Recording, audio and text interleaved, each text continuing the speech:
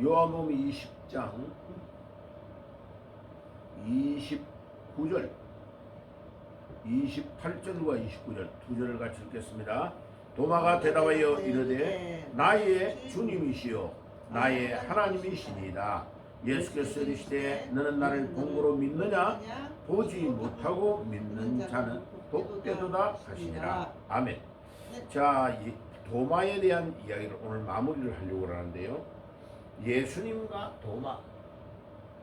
자, 이 도마의 자리에다가 나의 이름을 넣으면 딱 맞아요. 그죠? 예수님하고 도마의 만남이 예수님하고 나와의 만남과 동일하다.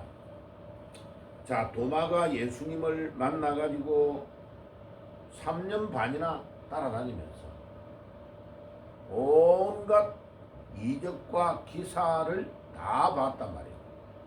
예수님이 물 가지고 포도주를 만드는 가나의 혼인잔치의 사건, 또 물 위에 걸어가시는 예수님의 광경, 또 38년 된 중풍병자를 베데스다 연못에서 낫게 하신 사건, 그 다음 보리떡 5개와 물고기 2마리로 어마어마한 사람들을 먹이시고 12강주리에 남겼던 기적의 사건, 이런 것들을 다 봤는데도 예수님이 십자가에 못 박히니까 다 도망가 버렸어. 도마는 제일 멀리 도망가 버려가지고 첫 번째 부활에 첫날 부활절 주일날 저녁에 모였을 때에 도마는 빠졌어. 10명만, 예수님의 제자 10명만 모여있는 자리에 예수님이 나타나셔가지고 너희들에게 평강이 있느냐. 그게 요한복음 20장 19절에 일어난 사건이에요. 그죠? 이날 곧 안식 후 첫날 저녁 때에 제자들이 유대인들을 두려워하여 모인 곳의 문을 닫았더니 예수께서 오사 가운데 서서 이르시되 너희에게 평강이 있을지어다. 아멘. 자, 이와 같이 이 사탄 마귀는요, 우리 인간들에게 두려움을 확 주는 겁니다. 예, 봐요. 이번에도 윤석열 대통령이 계엄령을 선포해가지고 우리나라의 이 불법을 알려야 되겠다. 국민들에게. 나라가 한두 군데 썩은 게 아니다. 대통령 내 혼자서는 아무리 해도 이 나라를 새로 재건할 수 있는 방법이 없다. 아무리 궁리해도 방법이 없으니까 2년 6개월 동안 대통령을 하면서 본 거예요. 예. 대통령에 당선이 돼갖고 대통령 취임도 하기 전에 민주당은 데모를 일으켜가지고 대통령 물러가라. 그래가지고 무려 178번을 막 난동을 부리는 것을 다 본 거예요. 그리고 온갖 거짓말, 그리고 대통령 부인까지 막 거짓말을 해가지고 인신 공격을 하는 거예요. 술집 여자였다. 술집 여자하고 윤석열이가 술을 좋아하니까 그런데 가가지고 이상한 여자 만나가지고 결혼했다. 이렇게. 그게 봐요. 박근혜 대통령을 공격했을 때의 방법과 똑같잖아요. 예. 그러니까 마귀는요, 거짓말을 기가 막히게 합니다. 그러니까 계엄령을 선포해가지고 대통령이 명령을 내린 군인이 공수부대 총책임자인 특전당의 사령관 별 3개를 이놈들이 딱 변호사 3명을 동원해가지고 겁을 주는 거예요. 네가 내란 업무에 걸리면 니는 연금도 못 받고 이제 니는 평생 동안 감방에 갇혀 있든지 사형을 당하든지 한다. 우리가 니를 건져내 줄 테니까 이렇게 우리가 말하는 대로 글 써주는 대로 변호사가 써주는 대로 정언을 해라. 가짜로 해라. 그거를 변호사 3명이 돌아가면서 그래 진술서 1명 받고 나면 또 다른 변호사가 오고 또 다른 변호사가 오고 해서 결국은 변호사가 이용만 딱 하고 팽 당해버린 거예요. 그죠? 그래 나중에 결국은 감방에 있는 걸 변호사가 아무도 안 도와주는 거죠. 보시오. 이제 거기 엊그제 조선일보에서 다 드러났어요. 제가 왜 이 이야기를 하느냐? 2000년 전에 사탄이, 지금은 사탄이 없느냐? 있어요. 사탄이 지금도 그 쫄병 귀신들을 보내가지고요, 겁박하는 거예요. 겁을 주는 거예요. 예수님의 제자들이 예수님을 3년만을 따라다니면서 놀라운 이적과 기사와 천국 복음을 예수님이 전하는 거 눈으로 다 봤는데도 예수님이 십자가에 못 박혀버린 거 어때요? 두려움이 그들에게 임해버린 거예요. 이 사탄이 하는 역사의 첫 번째가 두려움이 임하게 만드는 거예요. 두려움. 그런데 성경은 우리에게 뭐라고 가르칩니까? 예, 사람의 육신을 죽이는 자를 두려워하지 말고 육신과 혼을 같이 죽이는 자를 두려워하라. 누구를 두려워하라는 거야? 하나님을 두려워하라. 예. 그런데 이제 이재명이 막 숨어버렸어요. 지금 뭐 러시아의 권총을 수입해가지고 자기를 죽이려고 한다. 또 거짓말을 싹 해놓고 지는 숨어버린 거예요. 지금 어디로 갔는지 몰라요. 며칠 동안 종적을 감춘 거예요. 아유, 거짓말하는 사람은 수단과 방법을 안 가리고 거짓말하는 거예요. 이제 왜 그래요? 자기가 거짓말했던 게 들통이 계속 나니까. 이게 누가 하는 거예요? 마귀가 하는 거예요. 그래서 요한복음 8장 44절에 뭐라고 했어요? 너희들은 마귀의 자손들이다. 너희 아비 마귀의 것을 딱 배워가지고 하는 거다. 요한복음 8장 44절에 벌써 2000년 전에 마귀가 어떻게 행동한 것을 다 보여줍니다. 그죠? 요한복음 8장 44절에 너희는 너희 아비 마귀에게 났으니 너희 아비의 욕심대로 너희도 행하고자 하느니라. 그는 처음부터 살인한 자요 진리가 그 속에 없으므로 진리에 서지 못하고 거짓을 말할 때마다 제 것으로 말하나니 이는 그가 거짓말장이요 거짓의 아비가 되었습니다. 봐요. 이 사탄에게 잡혀있는 자, 특별히 공산주의자들은요 거짓말을 기가 막히게 잘합니다.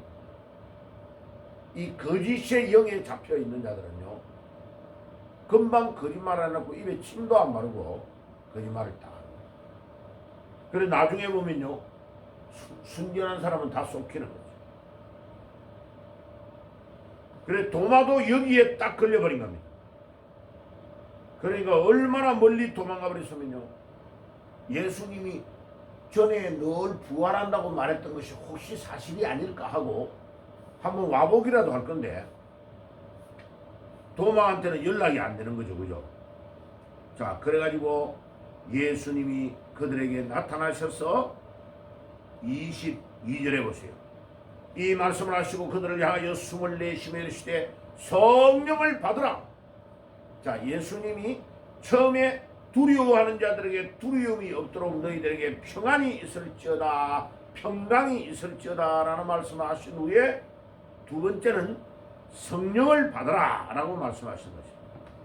너희가 누구의 죄든지 사하면 사해질 것이요 누구의 죄든지 그대로 두면은 그대로 있으리라.